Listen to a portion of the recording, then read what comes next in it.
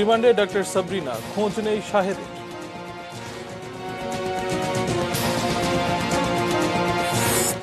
করোনায় আরো ৩৯ জনের মৃত্যু, নতুন আক্রান্ত ৩,০৯৯। করোনা ভ্যাকসিনের সফল ক্লিনিক্যাল ট্রায়াল রাশিয়ায়।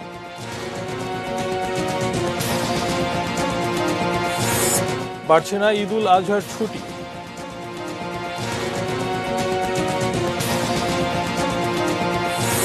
এবং যমুনা গ্রুপের চেয়ারম্যান নুরুল ইসলাম আর নেই।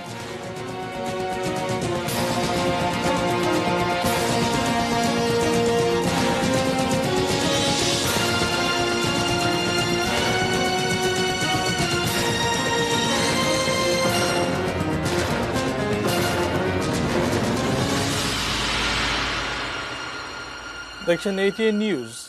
সন্ধ্যা ৬টার নিউজ আওয়ারে আপনাদের সঙ্গে আছি আমি শাইখুল মাশায়েক। সংবাদ শিরোনাম শুনছিলেন। VSL angle channel HB VSL Bikrampur steel limited. এবার বিস্তারিত। করোনা পরীক্ষায় জালিয়াতির অভিযোগে গ্রেপ্তার JKG হেলথ কেয়ারের চেয়ারপারসন ডক্টর সাবরিনা আরিফ চৌধুরীকে ৩ দিনের রিমান্ডে নিয়েছে পুলিশ। পুলিশের অভিযোগ, JKG ১৫,০০০-এর বেশি ভুয়া করোনার রিপোর্ট দিয়ে মানুষের জীবনকে বিপদে ফেলেছে, অবৈধভাবে আয় করেছে কোটি কোটি টাকা। সাবরিনা আরিফ চৌধুরী বা সাবরিনা মিষ্টি চৌধুরী হৃদরোগ ইনস্টিটিউটের কার্ডিয়াক সার্জারি বিভাগের রেজিস্ট্রার হলেও ছিলেন জোবেদা খাতুন সার্বজনীন স্বাস্থ্যসেবা JKG'র চেয়ারপারসন। নিয়ম নীতির তোয়াক্কা না করেই সরকারি চাকরিতে থাকা অবস্থায় স্বামীর প্রতিষ্ঠানের এই দায়িত্বে ছিলেন। JKG থেকে করোনার ভুয়া সনদ দেওয়ার অভিযোগে গেল ২৪ জুন প্রতিষ্ঠানের সিইও আরিফুল হক চৌধুরীকে গ্রেপ্তারের পর রোববার ডাক্তার সাবরিনাকে গ্রেপ্তার করে পুলিশ। সকালে তাকে তেজগাঁ থানা থেকে ৪ দিনের রিমান্ড আবেদন করে আদালতে তোলা হয়।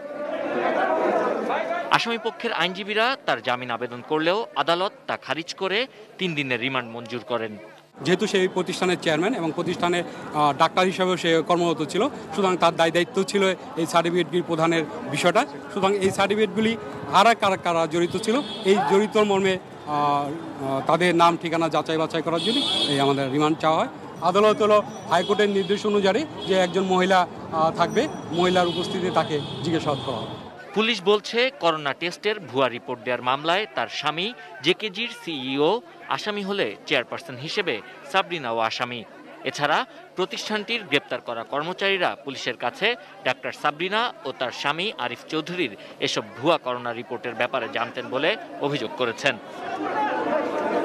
করোনা পরীক্ষার জন্য JKG ৫ থেকে ১০,০০০ টাকা নিত, আর বিদেশিদের কাছ থেকে নিত $৮০ থেকে $১০০। সে হিসেবে করোনা পরীক্ষার ভুয়া রিপোর্ট তৈরি করে প্রতিষ্ঠানটির কর্ণধার আরিফ ও ডাক্তার সাবরিনা কোটি কোটি টাকা হাতিয়ে নিয়েছেন বলেও অভিযোগ রয়েছে। Sabbir Ahmed, ATN News, Dhaka. Doctor সাবরিনাকে রিমান্ডে নেওয়ার পর প্রশ্ন উঠেছে, রিজেন্ট হাসপাতালের চেয়ারম্যান মোহাম্মদ শাহেদের গ্রেফতার নিয়ে কেন এত গড়িমসি? শাহেদ কি জঙ্গিদের চেয়েও শক্তিশালী, নাকি সরকারের প্রভাবশালীরাই তাকে রক্ষা করছে? আরো জানাচ্ছেন ইমরান হোসেন সুমন। করোনা পরিস্থিতিতে নাকাল স্বাস্থ্য ব্যবস্থায় মানুষ যখন অসহায়, সে সময় করোনার ভুয়া পরীক্ষা নিয়ে জালিয়াতি করে আলোচনায় আসা রিজেন্ট হাসপাতালের চেয়ারম্যান মোহাম্মদ শাহেদ এখনও গ্রেপ্তার হননি। প্রশ্ন উঠছে, তাকে গ্রেপ্তারে কি গড়িমসি করা হচ্ছে? শাহেদকে গ্রেফতারে আইন শৃঙ্খলা বাহিনীর বা র্যাবের কোনো প্রকার কোনো গড়িমসি বা কোনো শৈথিল্য দেখানোর কোনো সুযোগই নেই। এখনো শাহেদের গ্রেপ্তার না হওয়াটা অনেকের কাছেই বিস্ময়কর। তবে র্যাবের আইন ও গণমাধ্যম শাখার এই পরিচালক জানালেন, তাকে গ্রেপ্তারে সিলেটেও অভিযান চালানো হয়েছে। দেশ ছেড়ে যাতে শাহেদ পালাতে না পারে সেজন্য সীমান্তে কঠোর নজরদারি রয়েছে। আমরা সকলেই জানি যে শাহেদ করিম একজন অত্যন্ত প্রতারণার জগতে একটা আইডল। তাকে গ্রেফতার করতে র্যাব সচেষ্টভাবে তাদের অভিযানগুলো অব্যাহত রেখেছে। কেবলমাত্র আমরা আমাদের আনুষ্ঠানিক অভিযানই নয়, তাকে গ্রেফতারের জন্য আমাদের বিভিন্ন জায়গাতে আমরা আমাদের গোয়েন্দা নজরদারি আমরা বৃদ্ধি করেছি। শাহেদের প্রতারণার জাল অনেক দীর্ঘ, তাই তাকে আইনের আওতায় আনতে কিছুটা সময় লাগছে বলে মন্তব্য এই র্যাব কর্মকর্তার। সেই সঙ্গে তার নতুন নতুন ভিডিও ও প্রতারণার খবরও পাচ্ছেন কর্মকর্তারা। এমনকি রিকশা চালকদের সঙ্গেও প্রতারণা করে অর্থ হাতিয়ে নেওয়ার অভিযোগ রয়েছে শাহেদের বিরুদ্ধে। শাহেদেরকে কোনো গ্রেফতার করতে আমাদের প্রতি কোনো ধরনের কোনো চাপ বা কোনো প্রেশার নেই, কিন্তু প্রকৃতপক্ষে আমাদের কাছে চাপ আছে। এই চাপটি হচ্ছে আমাদের পেশাদারিত্বের চাপ, আমাদের দায়বদ্ধতার চাপ। এই চাপ থেকেই খুব নিঃসন্দেহে স্পষ্ট করে আপনাদের জানাতে চাই, শাহেদকে গ্রেফতার করতে আমরা যে র্যাবের যে পেশাদারিত্ব, র্যাবের যে দায়বদ্ধতা, আমরা যে কর্তব্যনিষ্ঠ আছি, সেই কর্তব্যনিষ্ঠ থেকে আমরা নিজেরাই তাকে গ্রেফতার করার জন্য উদ্গ্রীব। এবং তাকে গ্রেফতার করতে এতটা সময় কেন লাগছে এই প্রশ্ন স্বাভাবিকভাবে আসতে পারে, কিন্তু আপনাদের একটা বিষয় ভুলে গেলে হবে না যে শাহেদ একজন অত্যন্ত উচ্চমানের একজন প্রতারক। তাকে গ্রেফতার করার জন্য আমরা যে সকল তথ্য পাচ্ছি, সকল তথ্যই আমরা যাচাই বাছাই করছি। প্রতারক এই শাহেদ নিজেকে কখনো পরিচয় দিতেন মেজর, আবার কখনো কর্নেল, কখনো বলতেন ক্যাডেট কলেজের ছাত্র তিনি, আবার সরকারের ঊর্ধ্বতন মহলে তার যোগাযোগও আছে বেশ। এমন অবস্থায় তাকে দ্রুত গ্রেপ্তারেই মিলবে সব প্রশ্নের উত্তর। Imran Hossain Suman, ATN News, Dhaka. Regent হাসপাতালের পলাতক চেয়ারম্যান মোহাম্মদ শাহেদের সম্পদ অনুসন্ধানে এবার কমিটি গঠন করেছে দুর্নীতি দমন কমিশন দুদক। দুদকের গণমাধ্যম কর্মকর্তা প্রণব কুমার ভট্টাচার্য জানান, 3 সদস্যের ওই কমিটির প্রধান করা হয়েছে কমিশনের উপপরিচালক আবু বকর সিদ্দিককে। দলের অন্য সদস্যরা হলেন নিয়ামুল হাসান গাজী ও শেখ গোলাম মাওলা। ক্ষুদ্র ঋণ ও MLM ব্যবসার নামে জনসাধারণের সঙ্গে প্রতারণা করে কোটি কোটি টাকা সংগ্রহ, বহুমাত্রিক জাল জালিয়াতির মাধ্যমে সরকারি অর্থ আত্মসাৎ, আয়কর ফাঁকি, ভুয়া নাম ও পরিচয়ে ব্যাংক ঋণ নিয়ে অবৈধ সম্পদ অর্জনের অসংখ্য অভিযোগ রয়েছে শাহেদের বিরুদ্ধে।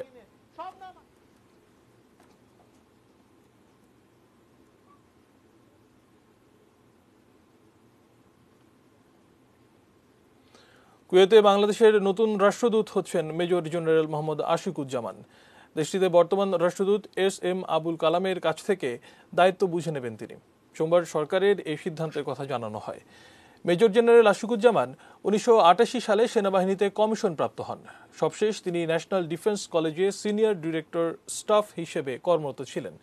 এর আগে সিয়েরা লিওন, আইভরি কোস্ট ও কঙ্গোতে জাতিসংঘের শান্তি রক্ষা মিশনের গুরুত্বপূর্ণ দায়িত্ব পালন করেছেন মোহাম্মদ আশিকুজ্জামান। সরকার এমন এক সময়ে তাকে কুয়েতে রাষ্ট্রদূত নিয়োগের সিদ্ধান্ত নিল যখন বাংলাদেশের স্বতন্ত্র সংসদ সদস্য শহীদুল ইসলাম পাপুল মানব পাচারের অভিযোগে কুয়েতে গ্রেপ্তার আছেন। আর পাপুলের কাছ থেকে ঘুষ নেবার দায়ে গ্রেপ্তার হয়েছেন কুয়েতের সহকারী স্বরাষ্ট্রমন্ত্রী। এবারে worldometers.info অনুসারে বিশ্বের সর্বশেষ করোনা পরিস্থিতি জানাবো।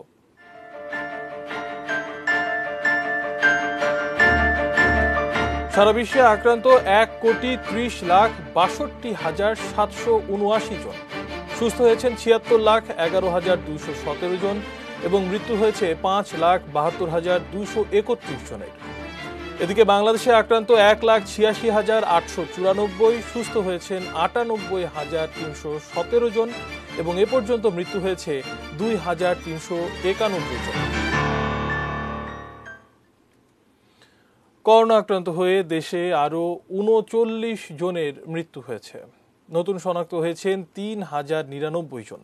দুপুরে নিয়মিত স্বাস্থ্য বুলেটিনে এ তথ্য জানান স্বাস্থ্য অধিদপ্তরের অতিরিক্ত মহাপরিচালক অধ্যাপক নাসিমা সুলতানা।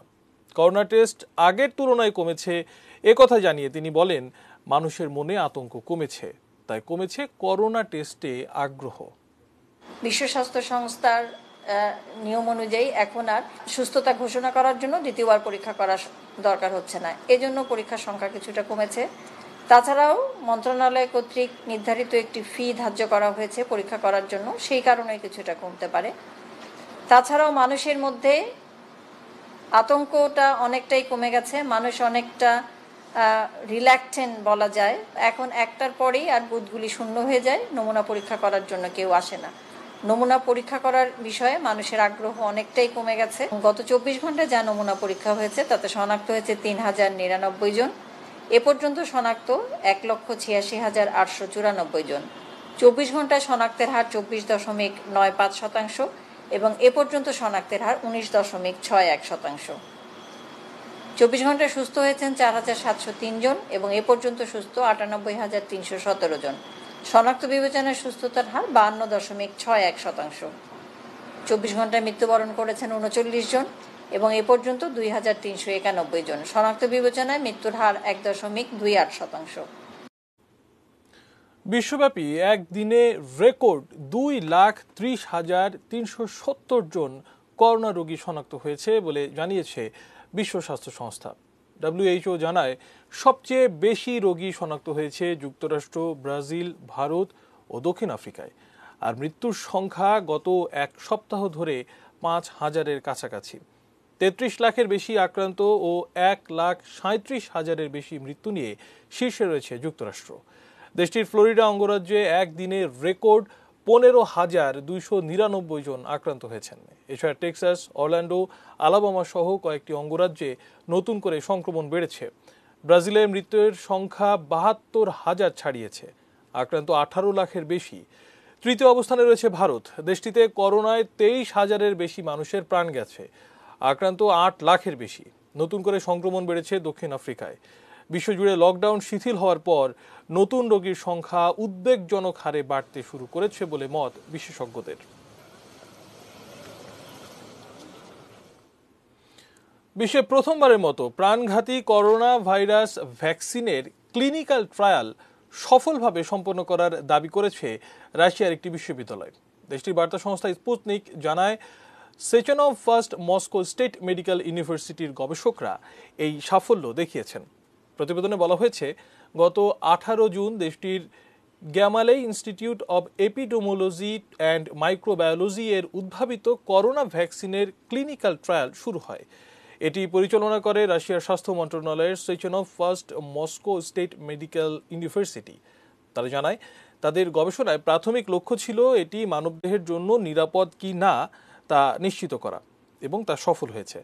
গত 18 জুন পরীক্ষায় অংশ নেওয়া 18 জন স্বেচ্ছাসেবকদের প্রথম দলটিকে আগামী বুধবার ছেড়ে দেওয়া হবে। আর 23 জুন 20 জন স্বেচ্ছাসেবকদের দ্বিতীয় দলটি ছাড়া পাবে 20 জুলাই।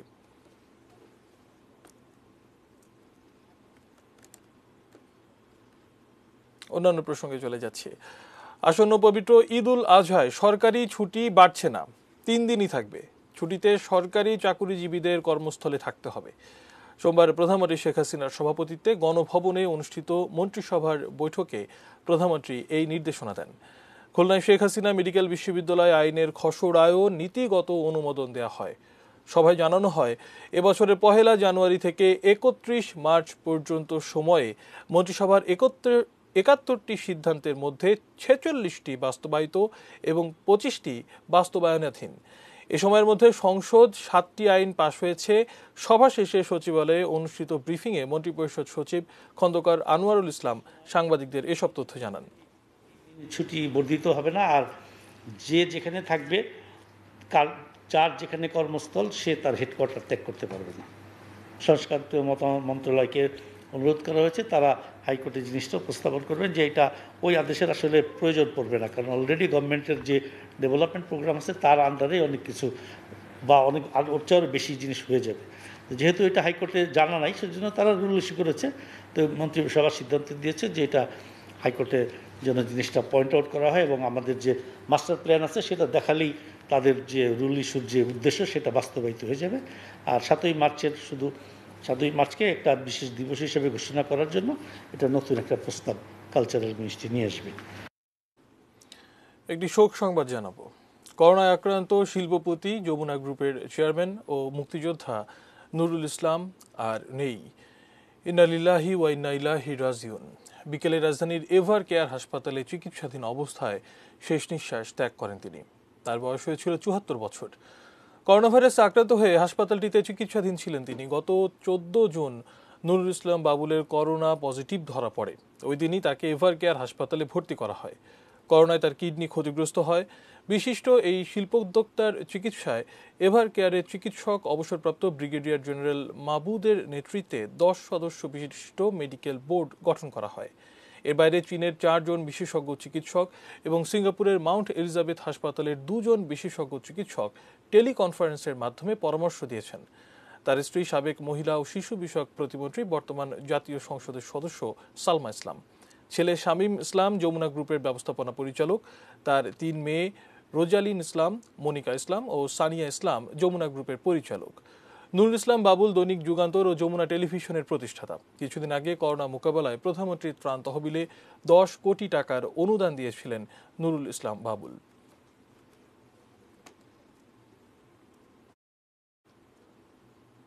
সময় হলো বায়েজিদ স্টিল বিরতি নেবার, এরপর আরো জানিয়ে ফিরব।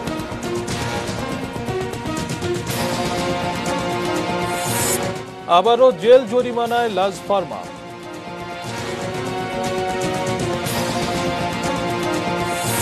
এবং কয়েকটি জেলায় বন্যা পরিস্থিতির আরও অবনতি।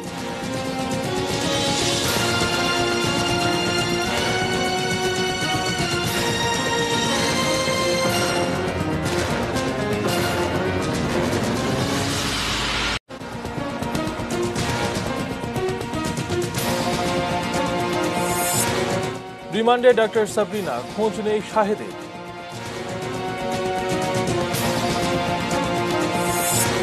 করোনায় আরো ৩৯ জনের মৃত্যু, নতুন আক্রান্ত ৩,০৯৯। করোনা ভ্যাকসিনের সফল ক্লিনিক্যাল ট্রায়াল রাশিয়ায়।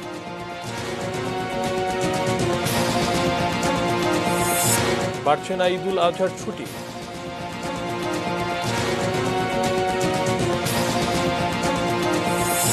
এবং যমুনা গ্রুপের চেয়ারম্যান নুরুল ইসলাম আর নেই।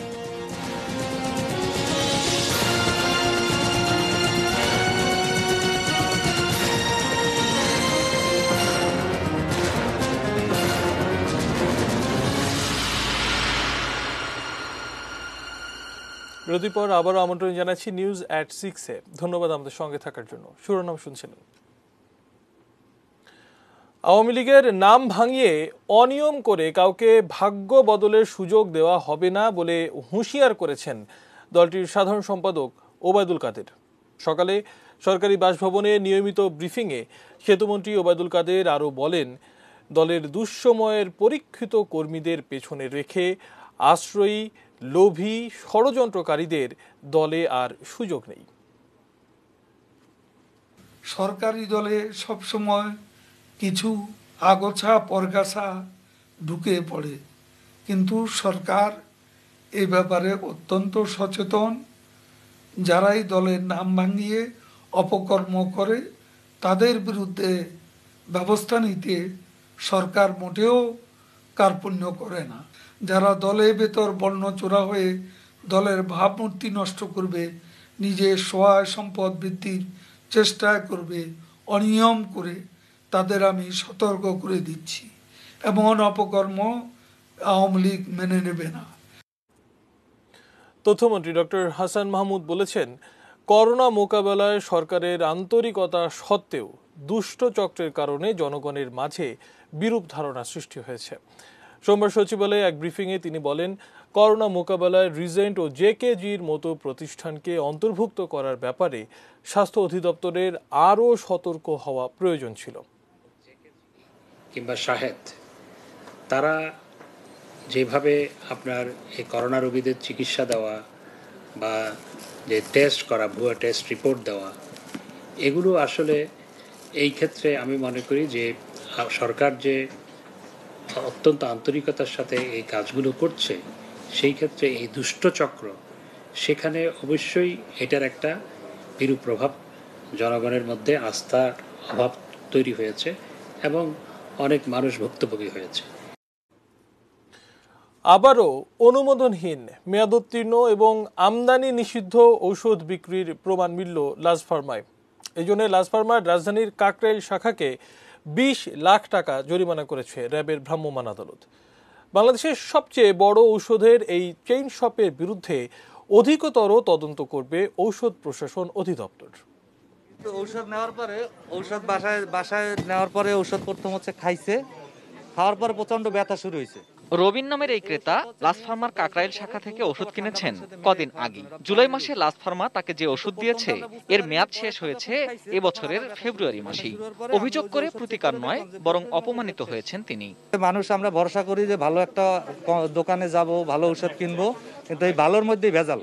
ভ্রাম্যমাণ আদালতের সামনেই আরও এক ক্রেতা এলেন বিদেশি একটি পাউডার নিয়ে, যার মেয়াদোত্তীর্ণ সিলের উপরে নতুন করে সিল লাগিয়েছে লাজ ফার্মা।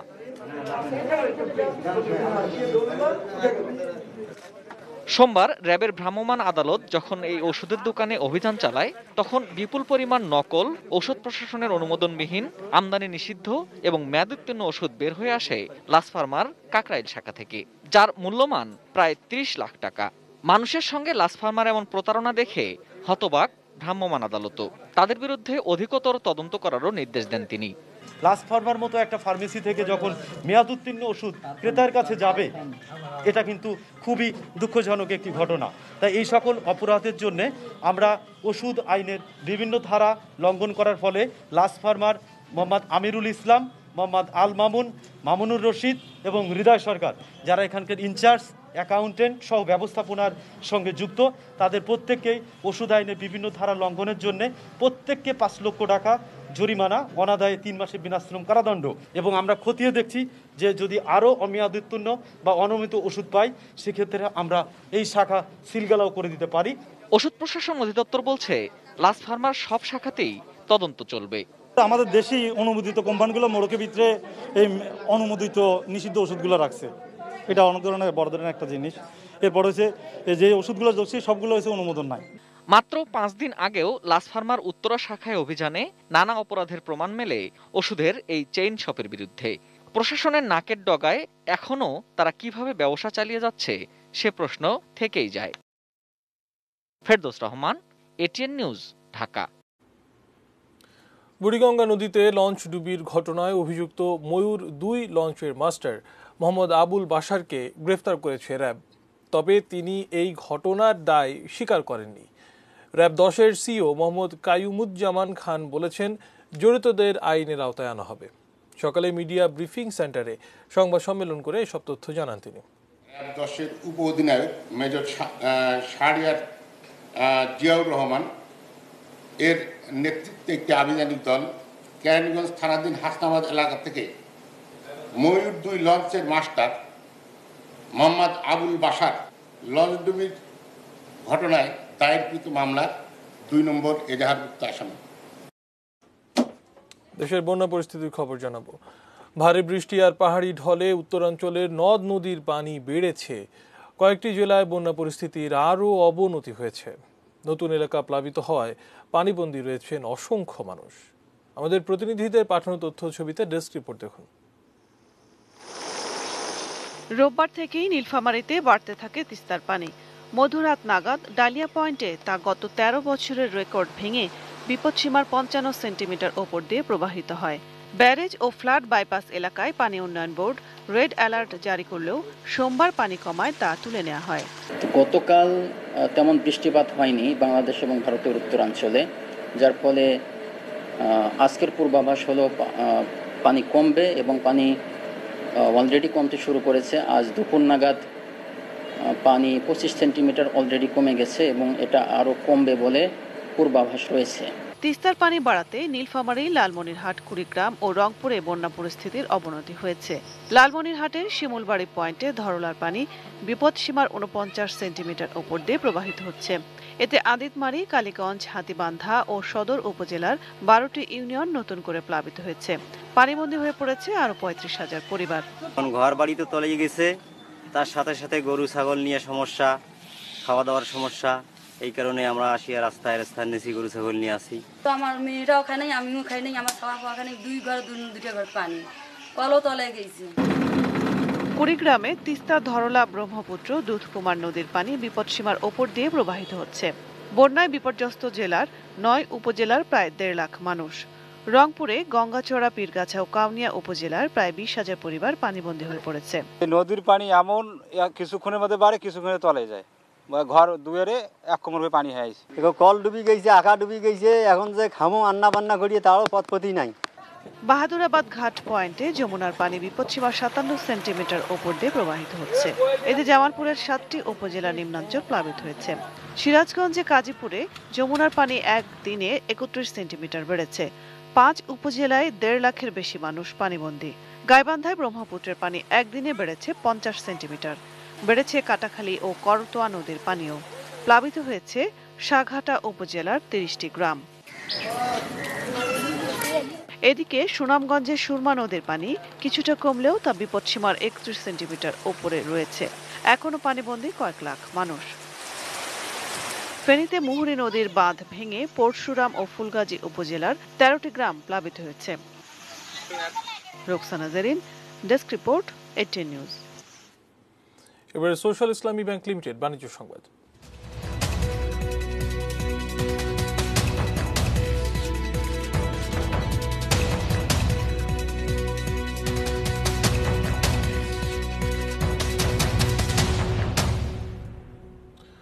করোনা পরিস্থিতির মধ্যেই ভারত থেকে ৩৮৪ টন শুকনো মরিচ এসেছে বাংলাদেশে।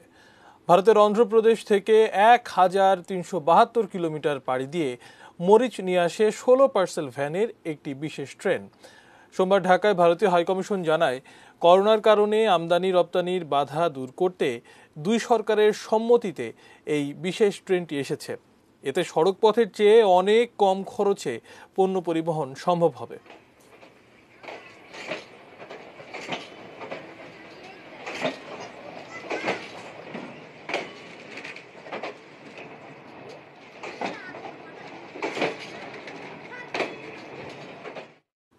এবারে মেটাল প্রেজেন্টস কৃষি সংবাদ, সুজলা সুফলা।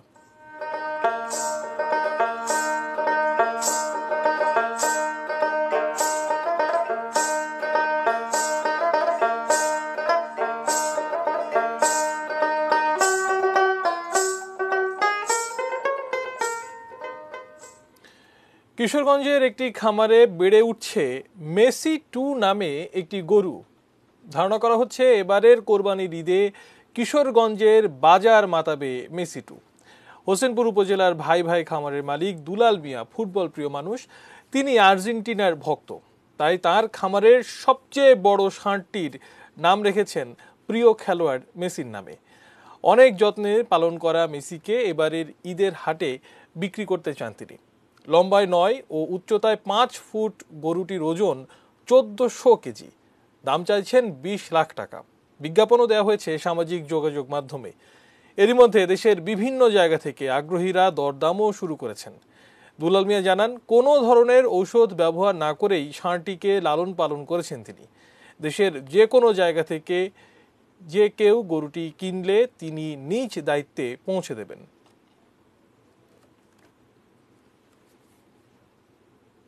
সময় হলো আরো একবার বাইজিৎ স্টিল বিরতি নেবার। অন্যান্য খবরের সাথে আরো জানিয়ে দিব। ক্রীড়াঙ্গনেও শাহেদের কালো থাবা।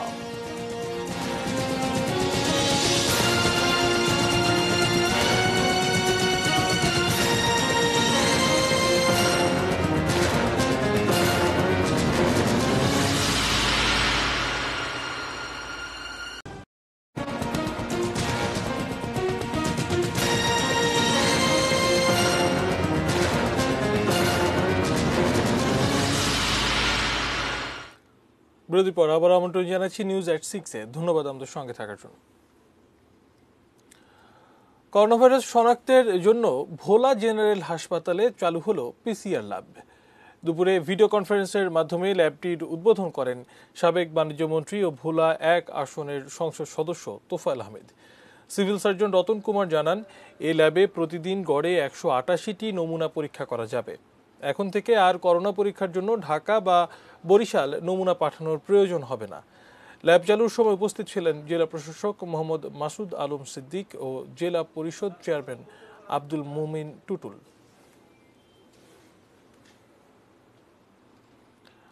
চট্টগ্রাম বিশ্ববিদ্যালয় এলাকার একটি ঝর্ণায় পড়ে সাইফুর রহমান মুন্না নামে এক শিক্ষার্থী মারা গেছেন। নিহত মুন্না হাটহাজারী কলেজের রাজনীতি বিজ্ঞান বিভাগের 4র্থ বর্ষের ছাত্র ছিলেন। প্রত্যক্ষদর্শীরা জানায়, পাহাড়ে সবজির বাগান রয়েছে মুন্নার পরিবারের। সকালে সেখান থেকে ফেরার পথে তিনি পা পিছলে ঝর্ণার পানিতে পড়ে যান।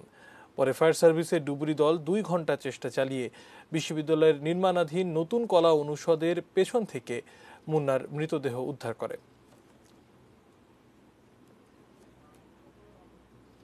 দেশের বাইরের খবর জানাবো।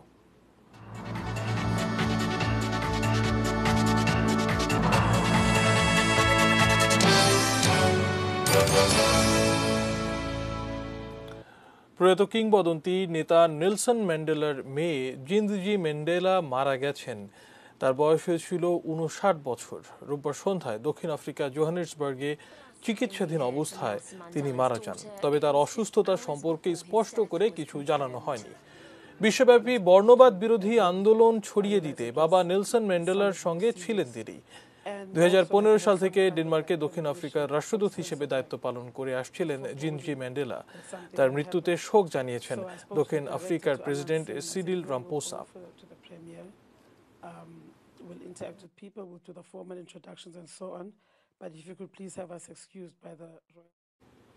এবার খেলার খবর।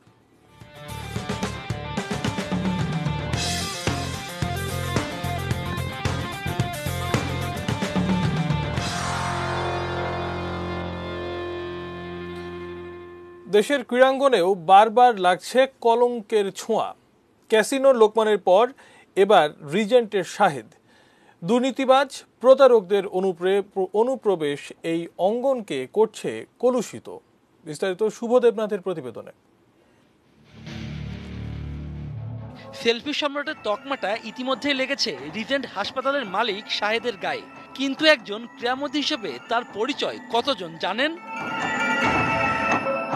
ক্রিকেট কিংবা ফুটবল দুই জায়গাতেই শাহেদের ব্যাটিং আর ড্রিবলিং। সেই পথে বোধহয় বাংলাদেশ প্যারালিম্পিক কমিটির সহ সভাপতির পদে ঠাঁই পেয়েছিল শাহেদের নাম। যে এত খারাপ লোক এটা আমরা জানতাম না। আমাদের সবসময় উনি ক্ষমতাধর লোক হিসাবে নানানভাবে হুমকি ধুমকি দিত।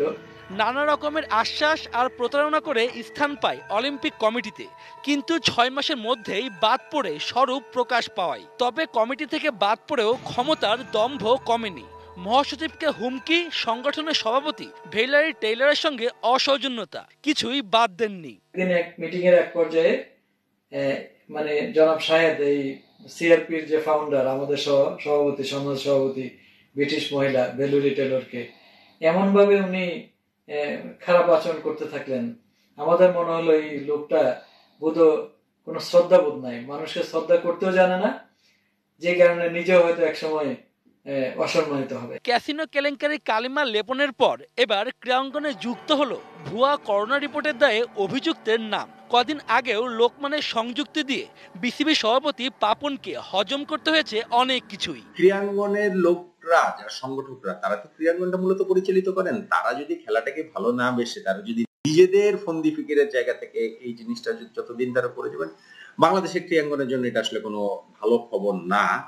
ক্রীড়া মানুষকে শারীরিক আর মানসিকভাবে সুস্থ রাখে, সেই ক্রীড়াঙ্গনই কলঙ্কিত হচ্ছে বারবার। এখন সময় এসেছে এ নিয়ে ভাববার, এ অঙ্গনকে আর কুলসিত হতে না দেওয়া। শুভ দেবনাথ, এটিএন নিউজ, ঢাকা। এবার এক নজরে শিরোনামগুলো জানিয়ে দিচ্ছি আরো একবার।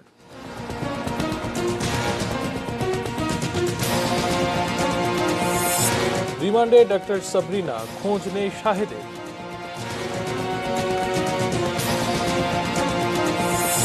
করোনায় আরো 39 জনের মৃত্যু, নতুন আক্রান্ত 3099। করোনা ভ্যাকসিনের সফল ক্লিনিক্যাল ট্রায়াল রাশিয়ায়।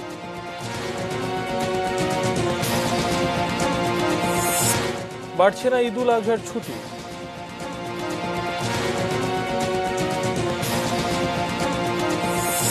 যমুনা গ্রুপের চেয়ারম্যান নুরুল ইসলাম আর নেই।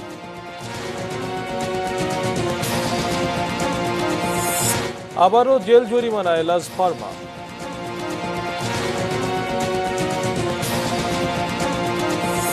কয়েকটি জেলায় বন্যা পরিস্থিতির আরও অবনতি।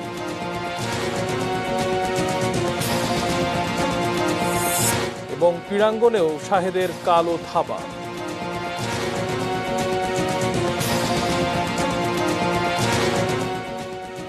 এই ছিল নিউজ এট 6। সঙ্গে থাকুন, দেখতে থাকুন এটিএন নিউজ। এটিএন নিউজের ব্রেকিং নিউজ আপনার মোবাইলে পেতে টাইপ করুন START এবং পাঠিয়ে দিন 5959 নম্বরে। ধন্যবাদ।